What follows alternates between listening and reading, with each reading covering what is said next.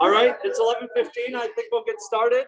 So any questions on the homework? Anything you want to talk about for the homework that's due tonight? Okay, I'm not, oh, go ahead, Marcus. So I guess for the first one, when you say different stereochemical forms, are we talking about like isotactic, syntactic, things like that? Yeah, you're all going to want to hear this. So for the first problem, you can write down isotactic, syndiotactic. It's hard to write down atactic, but if you get iso and syndio right, I know what it is.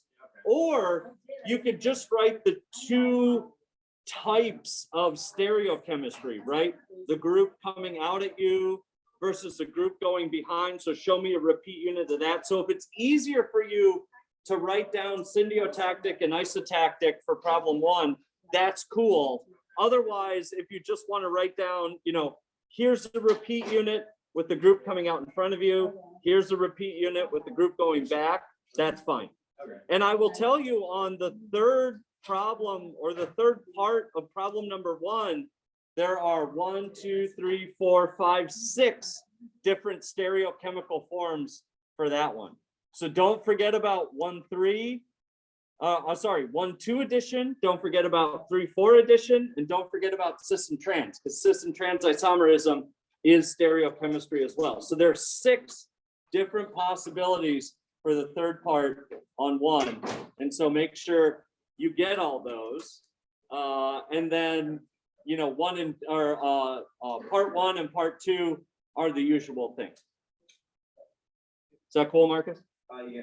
You want us to like draw the like you said, you draw them, right? Yeah, draw them out. Draw out the repeat unit. That's right. Yeah, sometimes I say draw, sometimes I say write, but I'm generally asking you for like a piece of chemistry. Yeah, not a sentence. Is that good? All righty. Any other questions or comments on the homework? I'm going to be pretty unavailable after 3, 4 o'clock today. So as you're finishing all your homework. So you're welcome to email me. I'll do my best to respond. All right. So we're talking about copolymers, and you're all lucky you're here today because I made up a spreadsheet for you. And so it's going to be very cool live demonstration. Just wait for that. And so what we want to figure out is quantitatively how are these copolymers made? We're talking about 2 types of addition or chain growth monomers. So we're really talking free radical polymerization. What are the 2 or 3 other types of polymerizations that go into chain growth? What are they called? Cationic, anionic. We'll add ring opening in there, although that goes by cationic or anionic. So we're using those types of polymers or that type of polymerization mechanism to make copolymers, and I'll provide some examples.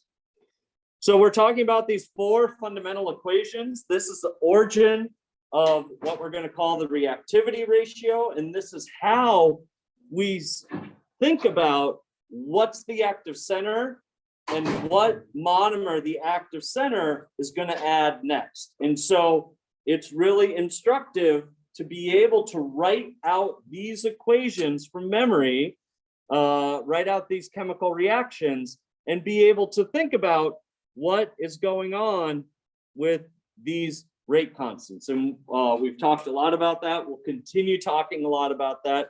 But this is the chemical picture that leads us to thinking about how we go from monomer composition to polymer composition. So don't forget about those guys. All right. So these are our copolymer equations. Remember that when you're thinking about Fa, Fb is 1 minus Fa. So you only need to know Fa, right? And you automatically know Fb. And the same thing for capital Fa. So this is monomer. This is polymer. Fb is 1 minus Fa. So you don't actually have to solve both of these equations. You just have to solve one of them, know what you're doing, and then you can compute the other one very easily. And I'll show you that in a second here. All right. And so the way that, well, let me thing here. So remember when we're talking about these copolymer equations, and you'll have these equations on your equation sheet for exam 3, so you don't need to memorize them. But I'm going to have to give you some kind of hints in terms of mole fraction. In general, I won't give you concentrations. I mean, maybe in a homework problem, you'll have to figure out concentrations and convert it to mole fraction, but there will always be some kind of hint as to what the mole fractions either in the monomer are or the polymer, right? Because if you know something about capital FA and capital FB, you can solve for small fa and small fb. But anyway, there has to be some hint. And so an equimolar mixture of A and B tells you that the mole fraction is 0.5 for both. Mole fraction. Where do we get reactivity ratios from? So we have a hint for the mole fractions, small fa and small fb, but where do those Ra and Rb numbers come from?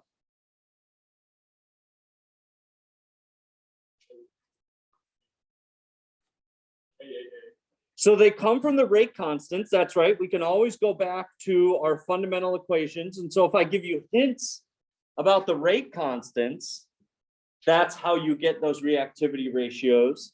But if you're just, trying to make a polymer, thinking about, well, what are the possible reactivity ratios? Where's a good source for looking up reactivity ratios?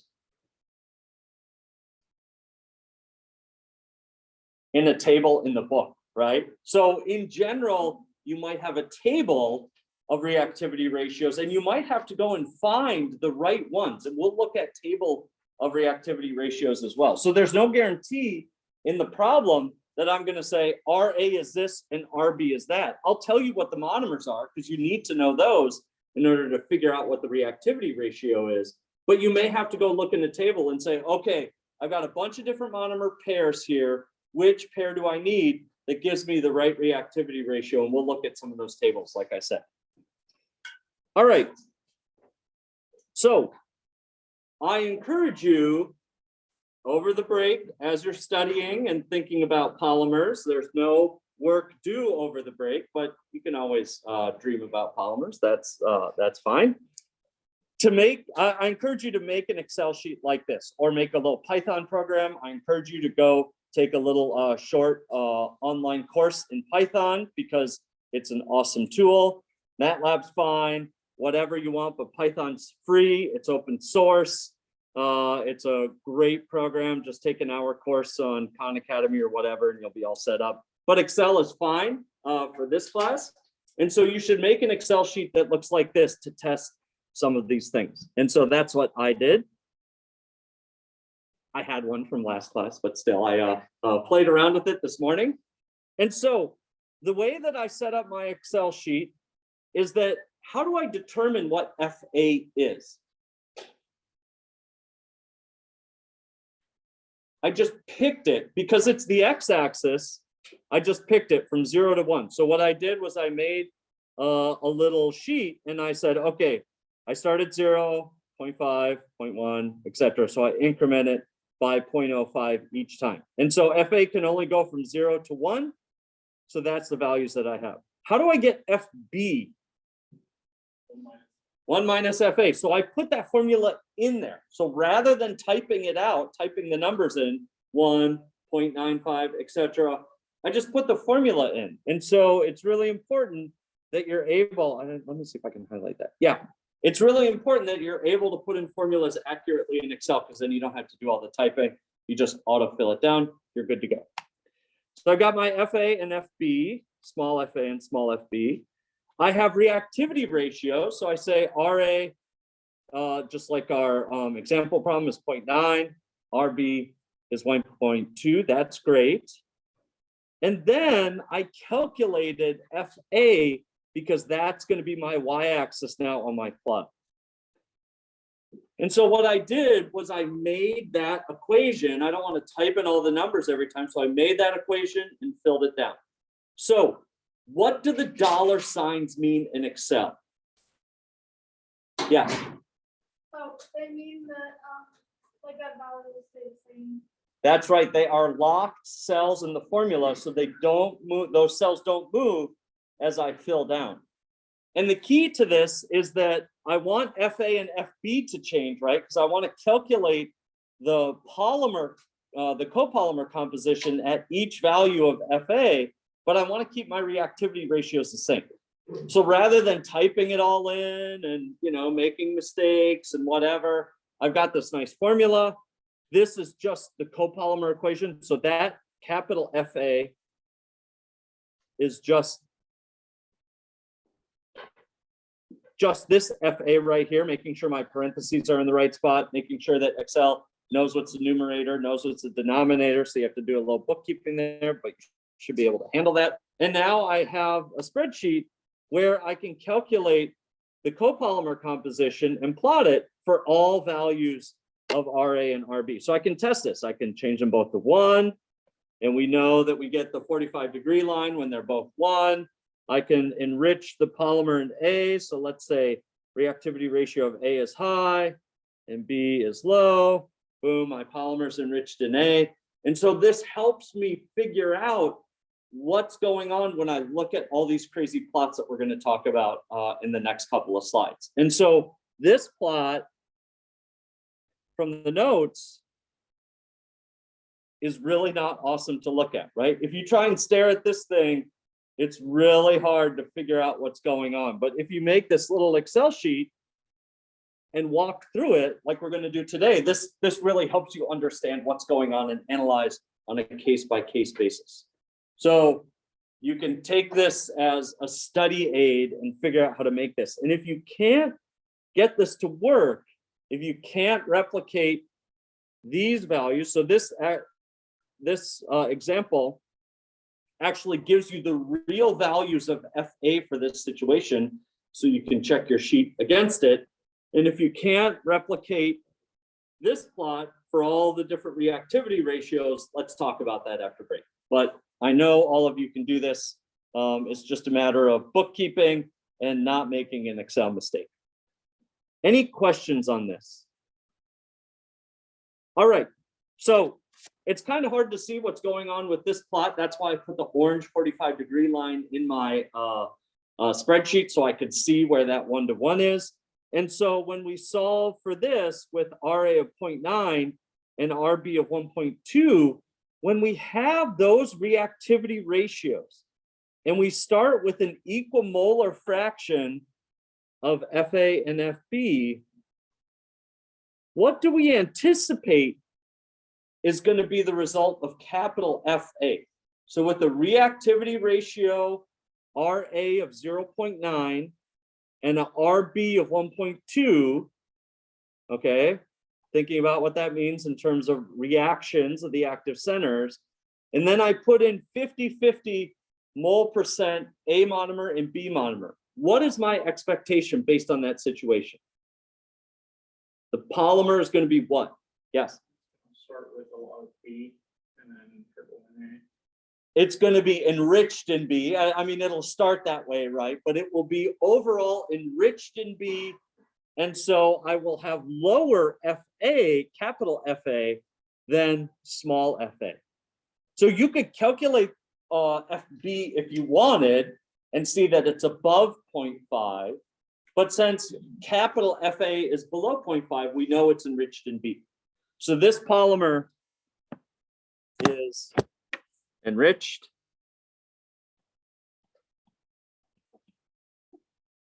or let's say copolymer is enriched in B. Great. You should be able to get that, especially when you look at this point. It's 0.5 on the x-axis, and I think it's 0.46 on the y-axis from this number right here.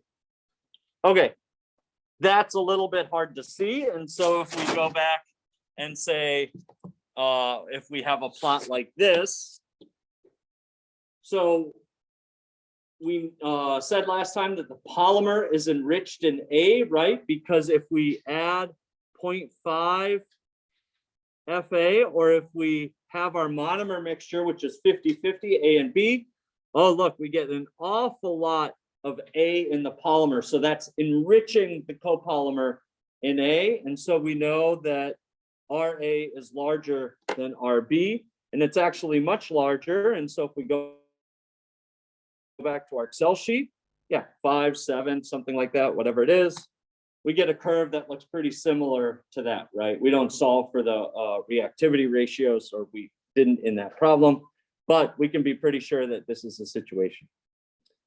All right. So this will get more complicated as we go on, and it gets complicated when we think about situations like this.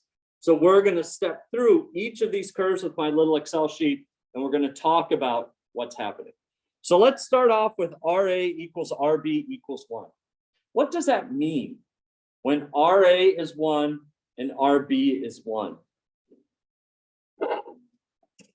RA, go ahead. Monomer A and monomer B fill into the polymer at equal rates. They go into the polymer at equal rates. That's good. RA. What's the definition of RA? K A over K A B, right? Always A active center first, because that's what we're talking about. So they go in at equal rates because it's the 45-degree line, right? But what can we say scientifically about those reactions? They have the same rates. So A active center adds monomer A at the same rate that A active center adds monomer B. And the result is that we get the monomers going in at equal rates. And so A active center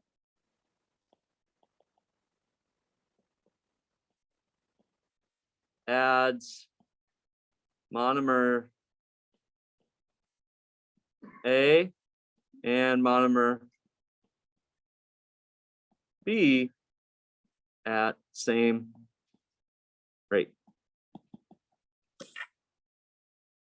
And the result is this. So we want to be sure to talk about what that active center is doing. That gives us a little bit more insight. And of course, the same for RB. And so if we go over to our spreadsheet, hold on, I need to get my keyboard back because evidently Excel doesn't let me type.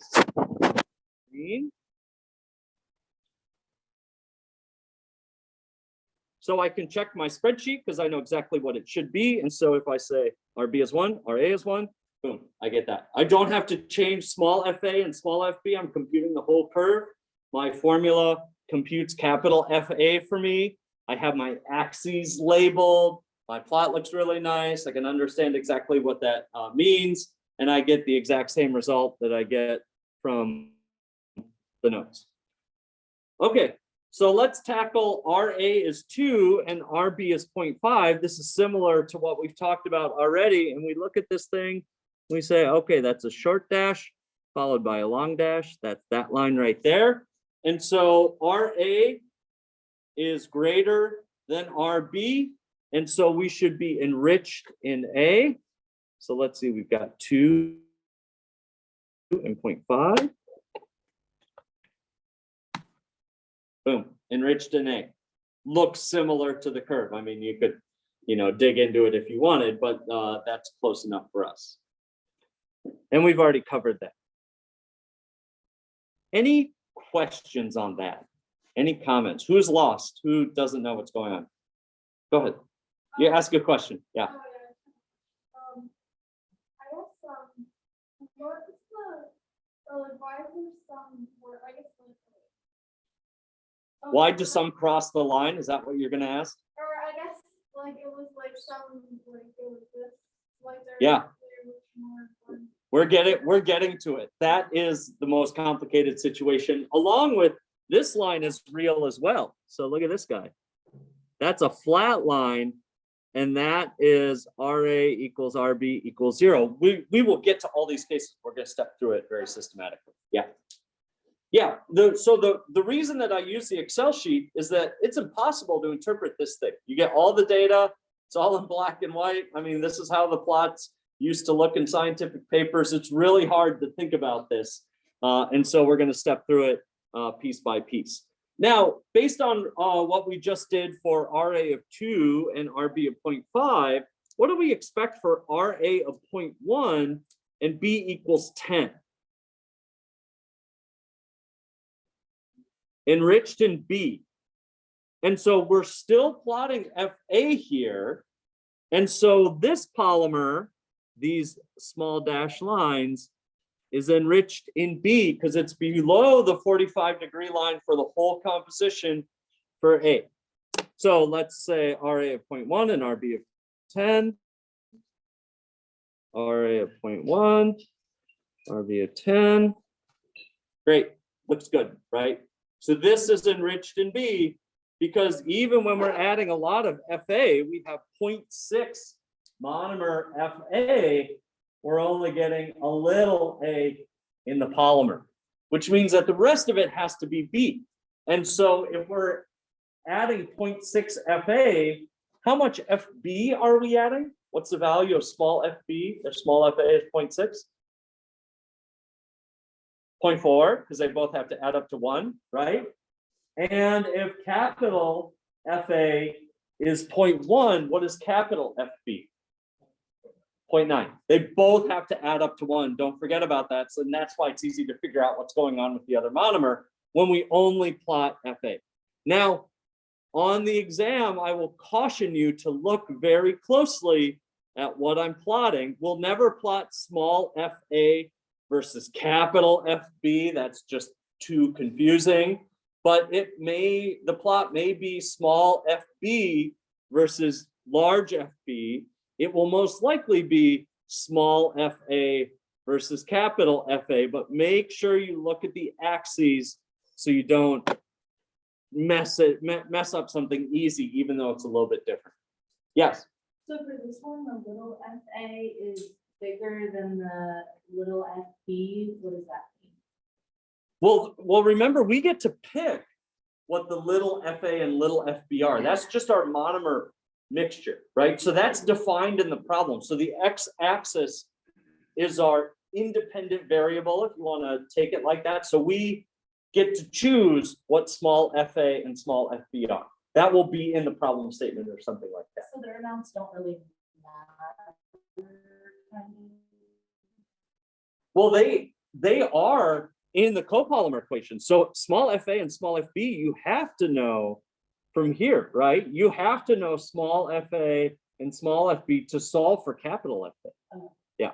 So I mean, we are examining all the possibilities, right? You probably won't have to draw, or at least you won't have to quantitatively calculate all these points on the exam. You'll probably only have to calculate, say, for FA of 0.3 or for FA of 0.8.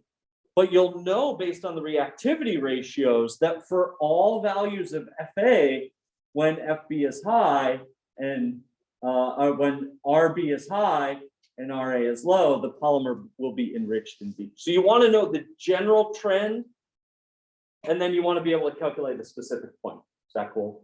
Yeah. So the polymer is enriched in B no matter what FA is. Yeah. So FA matters to get the exact composition, but when the reactivity ratios are like this, you know, it doesn't matter how much or how little of FA you put in, except if you're at 0 or 1, because of course those points have to be 0, 0, and 1, 1. There's no way around that. But when the reactivity ratios are such that RB is high and RA is low, the polymer will always be enriched in B. Is that cool? Yeah. Yeah, great. Good question. All right, so those are the easy ones. Enriched in A, enriched in B, 45-degree line when they're both 1. Let's see. Oh, we have the same thing again. RA of 4 and RB of 0.1. That should be pretty easy. Where do we expect the line to be when we have RA of 4 and RB of 0.1. All enriched in A. Yeah, it's this guy way out here, right there. So that's just a more extreme example of what we've already seen. Now it's going to get harder. Notice that this set of data, or at least these things right here, one reactivity ratio is above 1 and one reactivity ratio is below 1, and you get this nice looking curve, right? This is where for all FAs, the polymer is enriched in B, or if we turn it around, 10, let's just change it up, 0.2. For all FAs, small FAs, the polymer is enriched in A. So when one's above 1 and one's below 1, it's really easy. It's just a curve that looks like this. You can goof around with that on your Excel sheet to check out all the cases. In this case, we have RA of 2 and RB of 4. They are both above 1, even though RB is higher than RA. And so let's see, we have 2 little dashes and we have big dashes. And you notice if you look very carefully at this line, I don't know why that 0 is there. Let me get rid of that thing. If you look very carefully, this plot crosses the 45-degree line. So let's look at it in our Excel sheet, RA of 2 and RB of 4. RA of 2, RB of 4, and we get that. So this, we'll go through it in the notes. This is called an azeotropic polymerization. I know all you chemical engineers know what an azeotrope is. This is just named an azeotropic polymerization because it crosses a 45-degree line, which means at a certain composition, you can get a 1-to-1 copolymer. That's very interesting. Okay, and the same thing happens. Let's just do it since we're over here. If we do 0.1 and 0.5, if they're both below 1, we get another azeotropic polymerization. And so depending on FA, sometimes this polymer is enriched in A, or sometimes it's enriched in B. And it depends on how much FA we're feeding, whether we're above or below the line. And next time we meet on Monday after spring break, we're going to analyze that situation in detail. But you can think about, okay, what is both reactivity ratios being below 1? What does that mean? Sort of physically, in terms of the reaction. So I'm floating around, I'm an A active center or I'm a B active center. My reactivity ratio for both is less than 1. What does that mean physically? You in the center, yeah. Yeah. So let's say the B species is more likely to react with A than itself, correct? Yes, we might say the A active center prefers to add B monomer, right? And the B active center prefers to add A. That's really interesting. And so you could say, okay, if they're both less than 1, and let's see, I don't have a lot of A. And so this means when my FA is small and FB is big, I probably have more B active centers, right? Just statistically, you know, when I have a 20% of A and 80% of B, I probably have more B active centers. And if B prefers to add A, boom, my polymer is enriched in A. That is hard to think about. Or when I have a lot of A active centers out here at 0.7 FA, I'm probably going to have a lot of A active centers. And so all of a sudden now, A active centers prefer to add B because my reactivity ratio is less than 1, my polymer is enriched in B. So you get this very strange opposite effect than your expectation based on the things that we've talked about in terms of what do the reactivity ratios mean in terms of the active center reactions and how does that manifest in my copolymer. that is confusing. You can think about that over break, and we'll discuss that more when we get back. So if we take, let's say 4 and 2, great. This is an azeotropic as well. When you take the exam, I suggest you use your pencil or your scratch paper as a 45-degree line and figure out if it's above or below. Sometimes it's really hard to tell if it's an azeotropic or not. Like this one is right on the border. I mean, if we took away that orange line, you might be able to see that inflection point, but this is definitely azeotropic. And so now with both reactivity ratios greater than 1, that means that A prefers to add A, and B active center prefers to add B monomer. Now, the issue is that when I don't have a lot of A, if my FA is 0.1, that means I have a lot of B active center. And B active center prefers to add B monomer. My polymer is going to be enriched in B, right? Once I get to higher FAs, I get more and more A active centers as I go to, let's say, 0.5 or 0.6 FA. And since A prefers to add A, and it prefers to add it to a greater extent than B prefers to add B, my azeotropic or this azeotropic or this composition is enriched in monomer A in the copolymer. That is really hard to think about. I mean, you really don't want to say, well, if they're both greater than 1, this is how the curve looks. If they're both less than 1, this is how the curve looks, and come up with some sort of visual rules of thumb. You really want to think about what monomers do the active centers really want to react with, and how is that going to matter as I scan different compositions of small FA. Good. Any questions so far? All right, so you should be able to make your way around this figure in terms of understanding this eye chart and then using your own Excel sheet or your Python program or your MATLAB program to sort of step through the examples. All right, the one thing that we haven't talked about, or the one line that we haven't talked about, is this line right here. That's a real data point. What were the reactivity ratios for that line? 0, 0. RA and RB equals 0, which is this line right here. What does that mean for the active centers? What does that mean for our fundamental reactions? Yeah.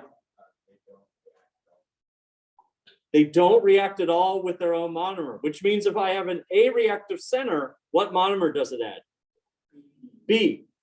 And then all of a sudden I have a B reactive center. What's it going to add? A. And then same thing. And so what type of copolymer do I get from this situation? Perfectly alternating copolymer.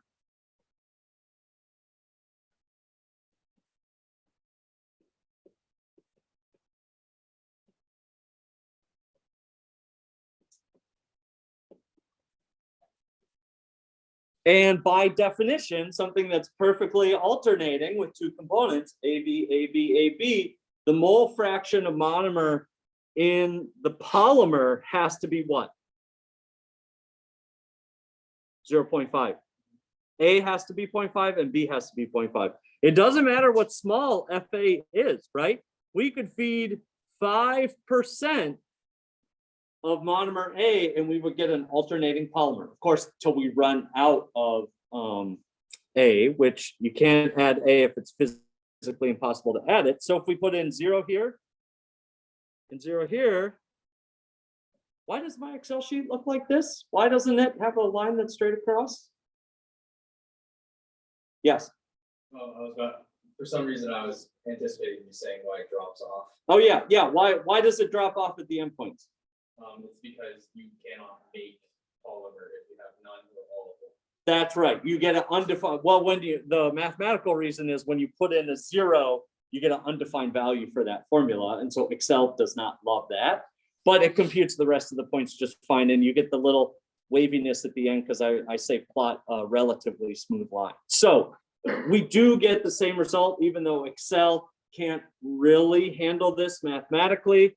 We do get the same result of a horizontal line at a capital FA of 0.5 for reactivity ratio RA equals 0 and RB equals 0. And believe it or not, this type of copolymerization is used in industry to get perfectly alternating copolymers. That's like a tool that industry uses. They just have to find those monomers. All right, you can get out your clickers for a clicker question. See who's here on the day before spring break. Don't know that we're going to make 50. It's okay, you got to use your 25% wisely. All right. Random copolymers are defined as having Fa equals Fa for all values of small fa. Under what reactivity ratio conditions does this happen? So random is a scientific definition. And we want something where capital Fa equals small fa. So let's just draw that out.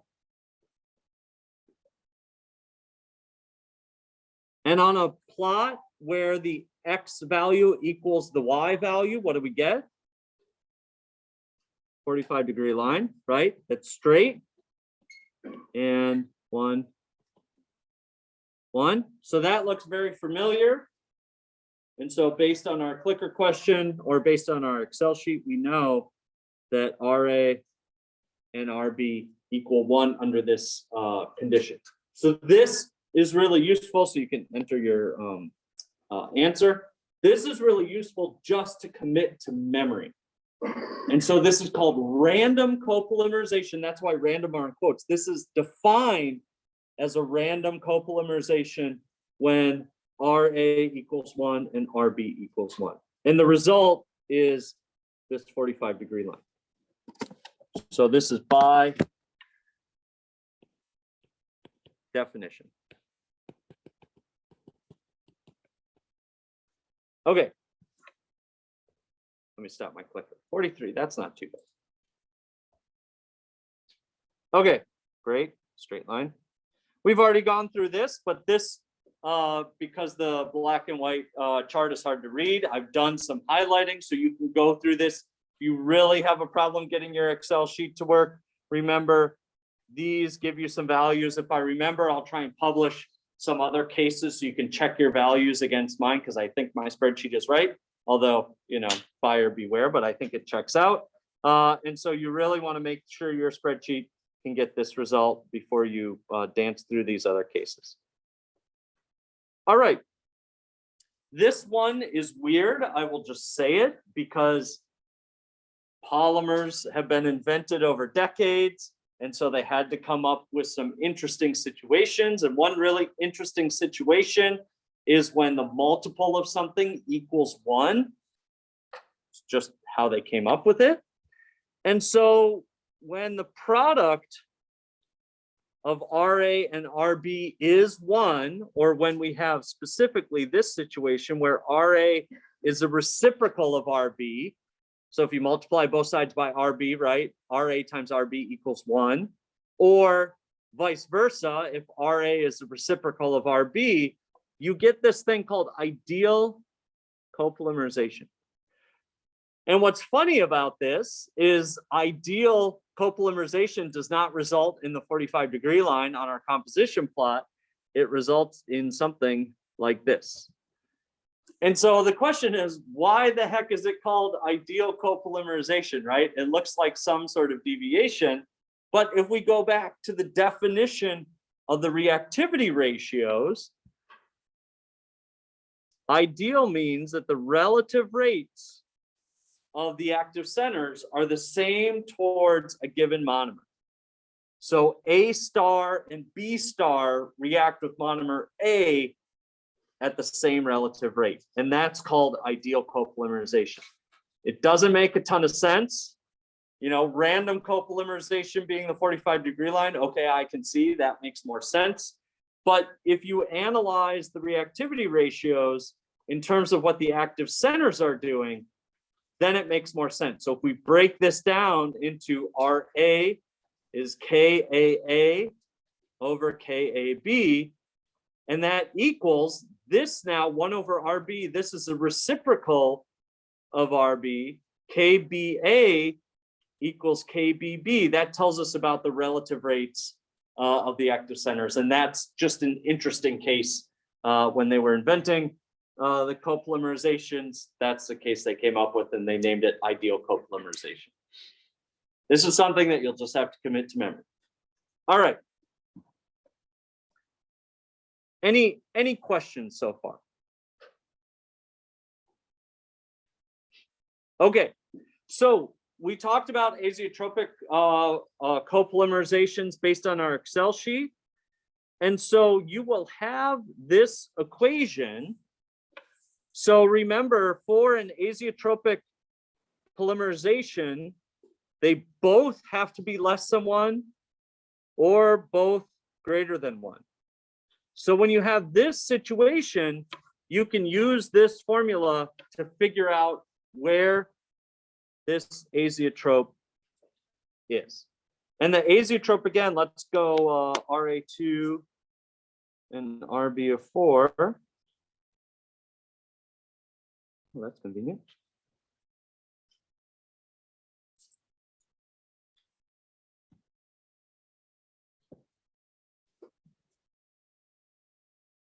So we'd really like to know where this point is, where we cross the 45-degree line. That's called the azeotropic composition. And based on what the azeotrope is, we can solve for that azeotropic composition using this formula. This will be on your equation sheet. And so when you know you have an azeotropic copolymerization, you can use this formula. If RA is greater than 1 and RB is less than 1, and you try and use this formula, it's not going to help you because that's not an azeotropic copolymerization. So make sure you meet the requirements for azeotropic copolymerization before you apply this formula.